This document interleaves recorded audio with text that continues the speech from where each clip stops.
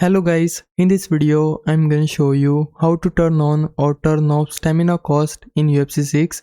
So doing this is pretty easy. First go to settings, after that go to gameplay settings, and then we need to switch over to the gameplay tab.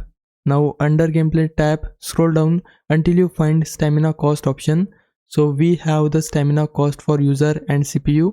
If you want to adjust the stamina cost for yourself, then just go to the stamina cost user, and now from here you can modify how much stamina is spent on every action by your fighter. If you want to completely disable it, then just set the slider to -100 and then the stamina cost will be disabled. If you want to set it to maximum, then you can just go up to +100 so that it will use the maximum amount of stamina cost.